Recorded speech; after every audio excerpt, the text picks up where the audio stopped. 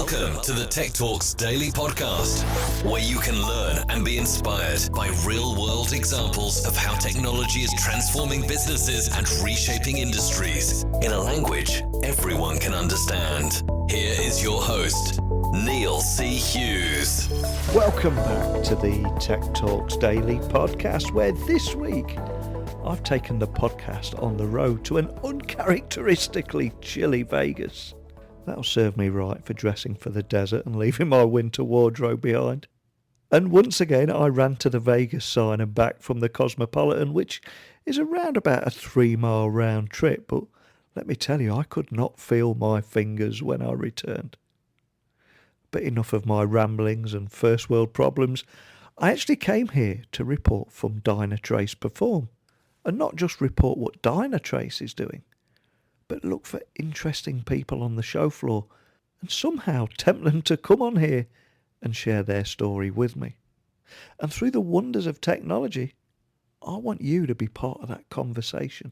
So wherever you're listening to me today in the world, I cordially invite you to join me here at the Cosmopolitan in Las Vegas and join me in the conversation with myself and Kevin McNall, Director of Digital Projects at Rack Room Shoes. So let's get him on the show now. So can you tell me a little bit more about Rack Room Shoes, just for people listening that are hearing about you for the first time? Yeah, sure. Rack Room Shoes is actually part of a larger European company called the Dynatrace Group. The Dynatrace Group is 100 years old. They are a third generation family-owned business. They're the leading footwear market retailer in Europe. They hold about 35% of the market share in Europe. And Rack Room here in the States is really sort of part of their U.S. leg. And what we do is we have about 450 stores that cater to the family market. We're located in about 33 states across the nation. And then we have a sister company called Off-Broadway Shoe Warehouse. And they are a little bit different. They're more about style obsession and fashion. And we have about 70 large format stores in the Off-Broadway chain that hold about anywhere from 30 to 50,000 pairs of shoes at a time, any given time, yeah. And what a lot of people probably don't realise is Rack Room Shoes has a long history. I mean, how have you seen technology transform your business throughout that time? Yeah, well, traditionally, Rack Room has been a brick and mortar retailer, and so their technologies have been catered and centered around doing business in brick and mortar. And so when we took the foray into the digital commerce space, we had some obstacles there because traditionally we've been what we would call, and what we've said around our organization, a company of a systems of record where we can record a lot of data, but we've not been good at building systems of engagement for that data. So our challenge has been taking all this rich data that we've collected for years and turning them into systems of engagement that can help us build an experience across all touch points. Yeah. So can you tell me about some of those technical challenges that Rack Room Shoes has faced with that, obviously, influx of technology? What kind of challenges that created for you guys? Yeah, as we were so new to the digital space, it was kind of both ends of the spectrum. We had some advantages because we came to the digital commerce space 10 to 15 years behind our competitors. Yeah. But because of that, we were also disadvantaged because they were well ahead of us in the digital space, as you can imagine. So some of the technical challenges that we faced were getting out in front of some of the issues that we had versus being reactive. We found ourselves chasing issues all the time. And in fact, we found ourselves not even knowing that we had issues until a customer would actually call the call center. And we know that only like 1 out of 100 even call. So that was a big burden on us, really, when we first started. We were finding ourselves spending time fixing things versus innovating and driving the business forward. Yeah, and that's one of the big changes we're seeing now, is it? Everyone's going from being a more reactive to a proactive That's approach. right. And on that subject, can you tell us a little bit about your approach on monitoring historically? Yeah, so when we first started the digital space, we decided we wanted to take a very user-centered approach, and really meaning that we wanted to key in on kind of three keys of success. The first one being early and continual focus on our users and their tasks. The second one being empirical measurements of those behaviors, and then the third one being iterative design. So as we take that approach into our first year, we didn't have tools to do real user monitoring. So our approach early was our call center and our feedback tools on the web, where people would tell us what they wanted. And although that wasn't the full picture, it worked. We were getting information from our customers. We were able to make changes to the website based on what they were saying, and then we saw the increase in revenue based on those changes we were making. So what was it that made you decide to adopt the Dynatrace platform, and what were the main business drivers on that? Yeah, what we were looking for when we decided we needed some deeper application monitoring was something that could garner us insights faster and easier. We needed something that could give us a visual representation of what some of those issues were. And frankly, we needed something that was easy to install. Yeah. And so those were the factors that led us to Dynatrace, is that we just had not found a tool that could provide the insights that they could with the ease of installation. When we installed that one agent on our host, and that one agent immediately started identifying the services and the calls that were happening on that host, it lit up our dashboards with stuff we didn't know we had. So can you talk us through some of the benefits Rack Room Shoes has seen or expects to see from actually using Dynatrace? Sure, yeah. I mean, again, I think one of the earliest benefits is that we got early and visible representation of issues when they arise. That's been a huge benefit.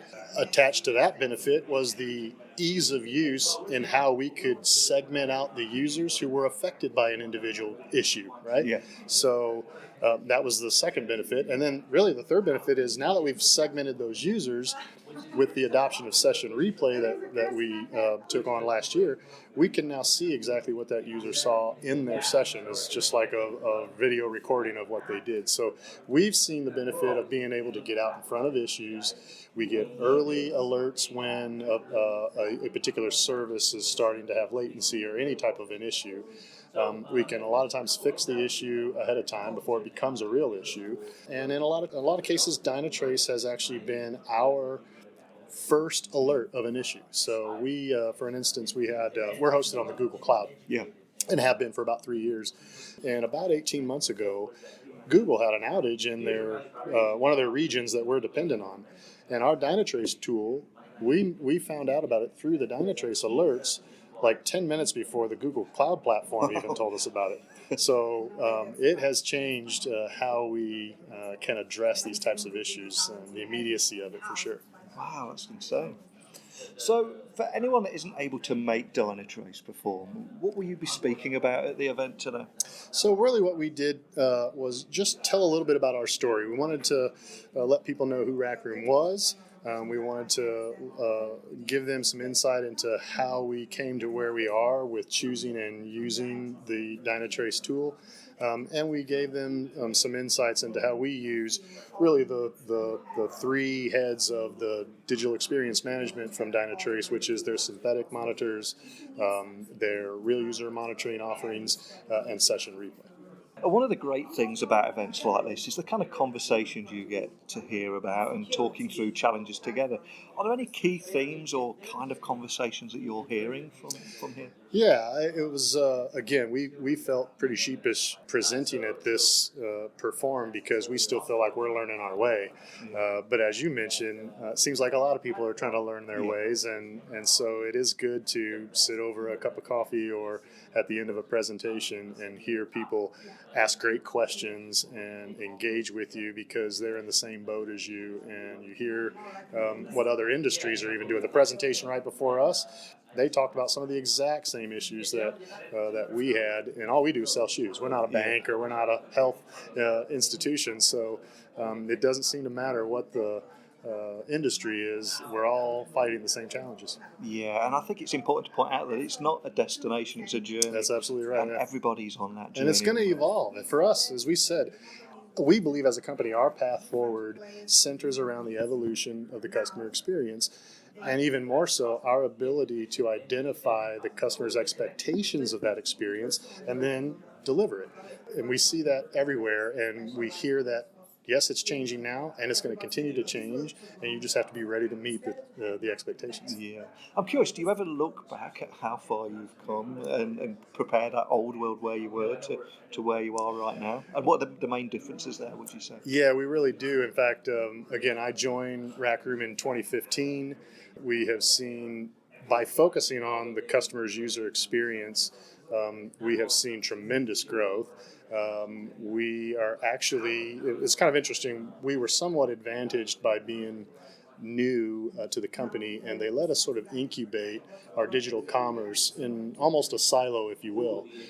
But in such a short amount of time, literally in 4 or 5 years, we've become such a big piece of the business, driving 8 to 9% of the total commerce through digital methods, that the rest of the company is now turning an eye to us and allowing and integrating some of these same approaches into the other part of the business too. So at time, we feel we're competitive with the rest of the group. And you seem to be doing just that. But is there anything that excites you about the future as well? Oh my gosh, everything excites me about this. In my role, I really get to map technical capabilities to strategic priorities that drive business, and that's exciting for me, when you can take to the rest of the business an example, a very clear example of, hey, we made this change to this piece of the software, and we moved this metric and this needle.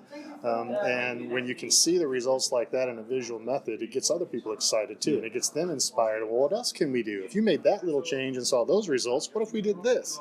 So that's what excites me. And I know we're only on day one at the moment, but when you get that plane ride home, what do you think you'll be thinking about? Is there anything that... Well, we came to learn more. Even though we presented this year, we actually came to learn more. And it's interesting, right before this meeting, I was checking my emails, and I got an invitation from our CIO, who's actually here at the conference. And he has set up a lunch for next Wednesday to talk about the results of Perform. So you can imagine that when we get back to our headquarters and we sit down together to talk about this, we're going to be talking about, well, what other parts of our business can we move this into to get more insights? Wow, that's a great moment to end on. Thank you so much for joining me today. Absolutely, my pleasure. Appreciate meeting you. I just love stories like this, because I think it's one thing talking about the keynotes and hearing about the viewpoint from Dynatrace, but what about a company like Rack Room, which is essentially an American footwear retailer based in North Carolina that was founded in 1920. So for me, a digital transformation story like that really hammers home how technology is transforming every industry. So a huge thank you to Kevin for sharing his time with me today and accepting a strange request from a random Brit podcaster in Vegas. I must warn you though, I'm not done yet, and there might be a few bonus episodes this week as I try and tempt a few people to come on here and share their digital transformation story too. But please, keep your messages coming through to me at techblogwriter@outlook.com. You can tweet me, get me on LinkedIn, Instagram, or social channels by just looking for me at Neil C. Hughes. But a big thank you for taking the time to listen to this podcast. And until next time, don't be a stranger. Thank you for listening to the Tech Talks Daily Podcast with Neil C. Hughes. Remember, technology works best when it brings people together.